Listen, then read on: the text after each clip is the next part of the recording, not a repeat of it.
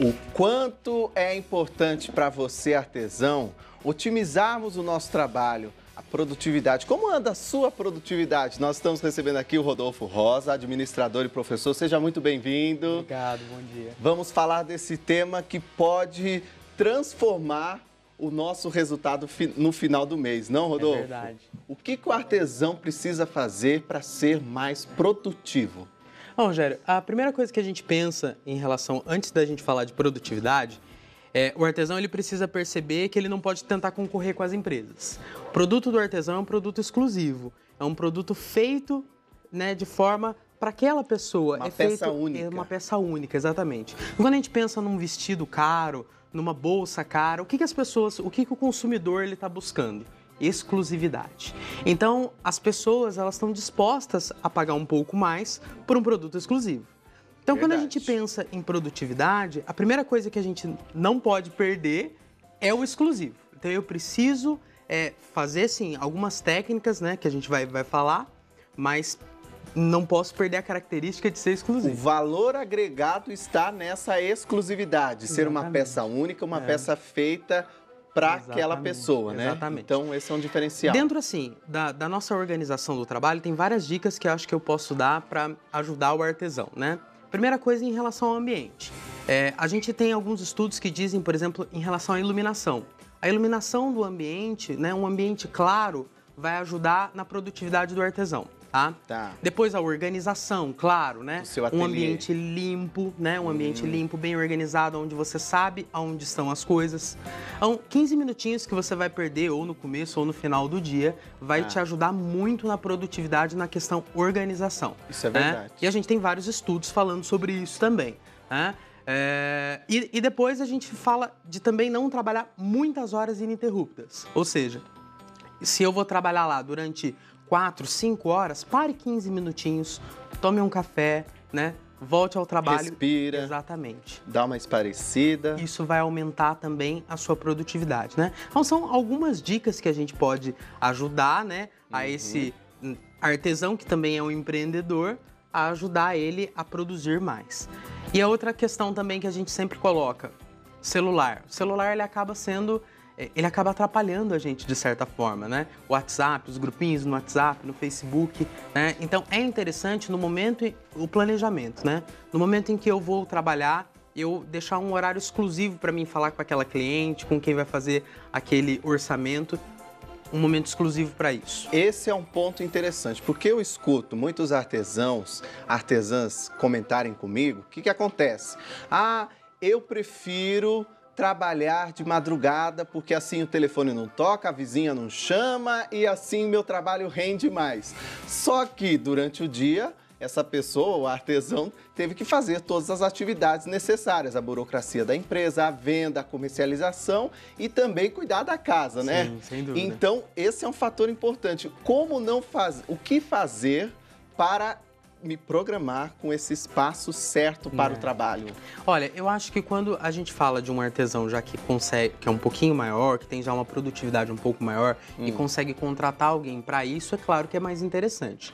Tá. Agora, quando a gente fala de um pequeno artesão, de uma pessoa que está começando aí, é interessante ela colocar um horário para ela fazer. Então, eu respondo as mensagens das 10 às 11 e depois da 1 às 2 da tarde. Eu planejo esse horário para mim falar com as clientes, né? A partir do momento que eu faço isso, a minha produtividade vai ser maior também e o meu pensamento vai estar exclusivo, a minha criatividade vai ser maior, porque a minha concentração vai ser exclusiva para aquele trabalho, né? E como é essa ligação da produtividade com a criatividade para buscar inspiração que é tão importante para o artesão? Olha, houve um estudo recentemente em relação à criatividade, onde o autor ele diz que a criatividade ele é um canal dentro da nossa cabeça. Então, assim, algumas pessoas pensam assim, eu nasci criativo ou eu não nasço criativo. Mas isso não é uma verdade. Como um dom, né? Exatamente. Não é exatamente um dom. Todos nós nascemos criativos.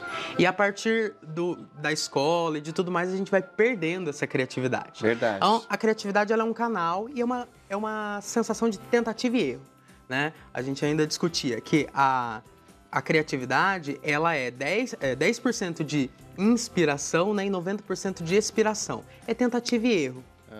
E a outra questão também importante é a observação do mundo, né?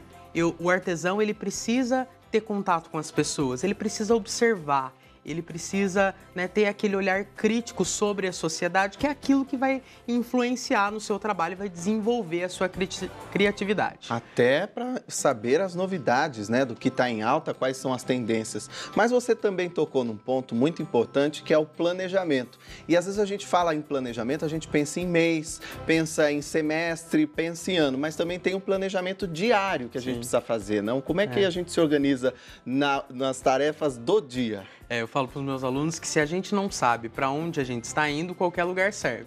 Isso quer dizer o quê, né?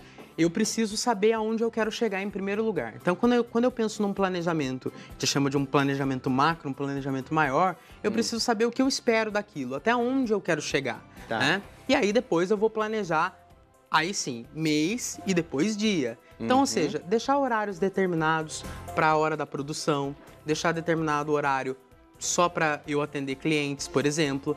Eu deixar um determinado...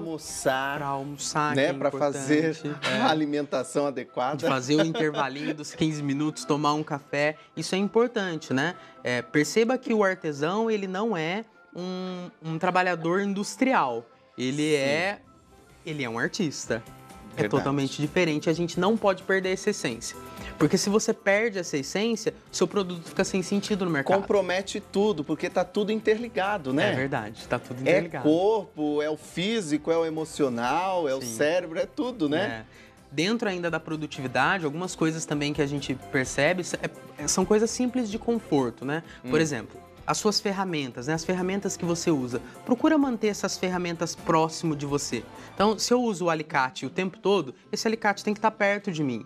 Se eu deixo o alicate... E é uma coisa que a gente faz de forma inconsciente. Verdade. Às vezes eu coloco ele numa estante longe e a cada 10 ou 20 minutos eu vou lá pegar, volto. E eu sei por que isso, como o caso da tesoura. Muita gente vai se identificar. A gente tem um apego tanto pela nossa tesoura, não quer que ninguém use em casa, que a gente deixa no lugar mais escondido possível, não é verdade? É isso mesmo. Agora, Rodolfo, existem exercícios práticos que os artesãos possam fazer para desenvolver essa produtividade? Então, a gente percebe o seguinte, né? Como eu falei, 10% de inspiração e 90% de transpiração. É claro que você tem exercícios específicos para cada área que se vai executar, né? Agora, dentro da produtividade, eu acredito que o planejamento para o artesão ele é mais importante, né? Eu desenvolver aí cada tempo, que eu estudar o tempo. Raciocinar através do tempo, né? O que eu estou fazendo dentro do meu trabalho que eu não necessito fazer, né? Ter um olhar crítico e racional sobre cada movimento que eu faço. E aí alguém vai falar, nossa, mas isso parece tão bobo.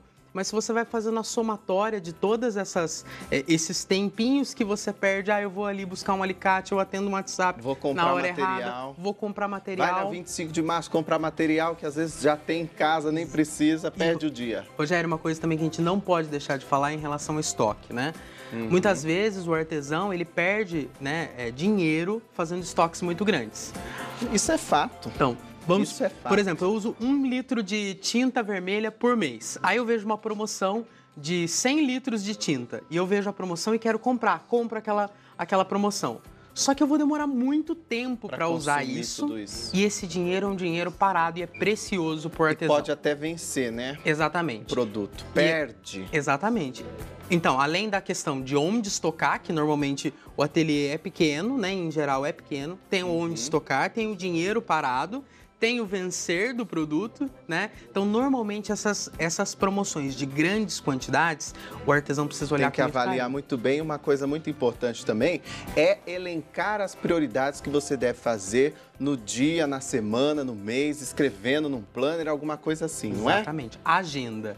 Artesão tem que ter agenda, tem que saber exatamente ponto a ponto. É difícil, gente, mas tudo é possível e você vai ver, se você mudar esse hábito, porque acaba virando um hábito a gente ficar sem essa produtividade, sem essa organização e esse planejamento. Se você mudar isso, isso vai se transformar numa rotina e você vai ver no resultado, você vai ver o resultado no final do mês, que a sua produtividade vai aumentar, a sua inspiração vai aumentar, a sua criatividade vai aumentar e, consequentemente, o resultado também, né? É verdade. Rodolfo, muito obrigado por você ter vindo aqui. Gostei demais desse papo. Tenho certeza que ajudou e vai ajudar muitos artesãos que estão nos assistindo nesse momento, viu? Estou à disposição.